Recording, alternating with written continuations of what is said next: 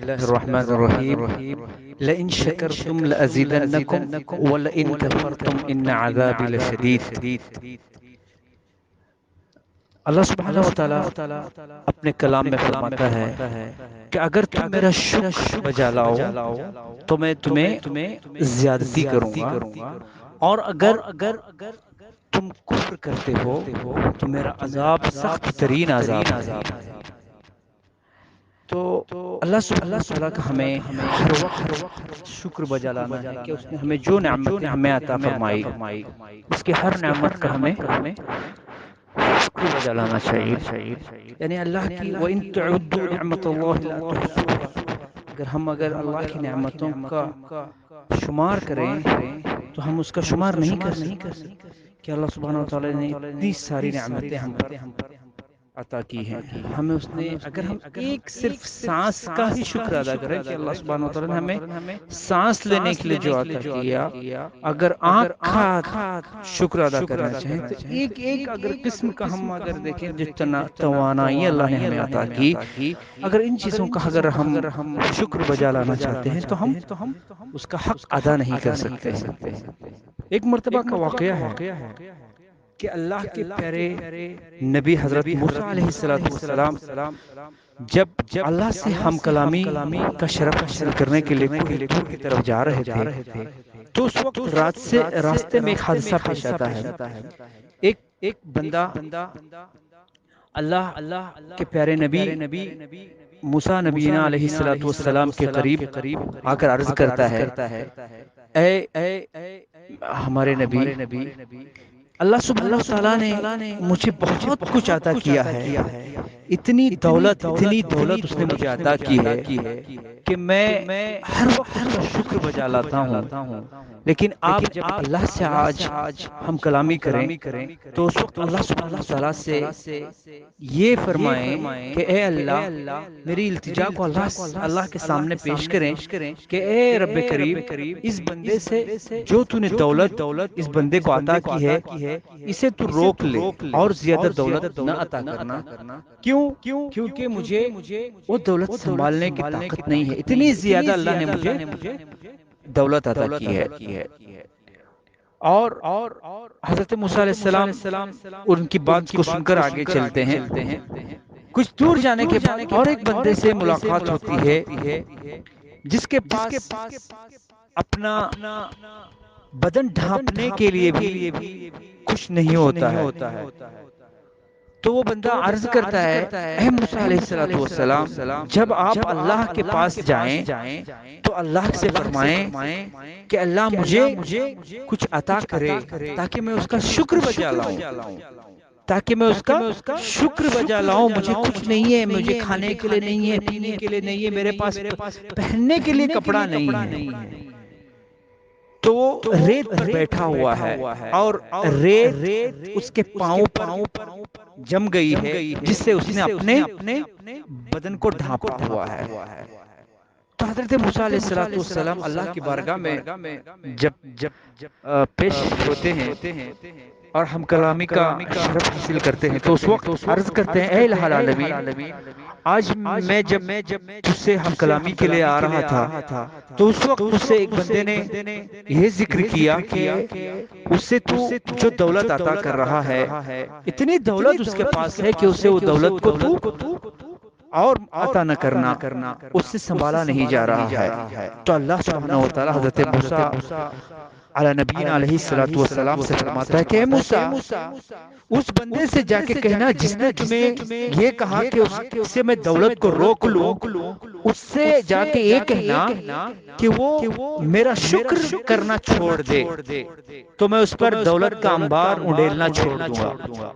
یعنی اس سے یہ کہنا کہ وہ شکر بجا لانا چھوڑ دے. پھر حضرت موسیٰ علیہ نبینا علیہ السلام دوسرے شخص کا ذکر کرتے ہیں کہ اے اللہ، اور ایک شخص مجھے ملا کہ جس پر اللہ تو نے سب کچھ انعام کیا اپنا، لیکن وہ بندہ کہتا ہے کہ میرے پاس نہ کھانے پینے کے لیے کچھ ہے، نہ پہننے کے لیے کپڑا ہے. اس نے ریت کے ذرات کے اندر اپنے بدن کو چھپایا ہوا بیٹھا تھا اور وہ عرض کرتا ہے کہ الہ العالمین اسے کچھ چاہیے، اسے دولت کی ضرورت ہے، اسے رہن سہن کے لیے کچھ حاجات کی ضرورت ہے، تو اللہ سبحانہ وتعالیٰ فرماتا ہے کہ اے موسیٰ اس بندے سے کہو کہ وہ میرا شکر بجا لائے تو میں اسے اپنی عطائیں عطا کروں گا۔ پھر حضرت موسیٰ علیہ نبینا علیہ السلام جب واپس اس شخص کی طرف آتے ہیں تو وہ بندہ ریت کے ٹیلے کے اوپر بیٹھا ہوا ہے اور ریت کے ذرات سے اپنے جسم کو چھپایا ہوا ہے، تو اس سے فرماتے ہیں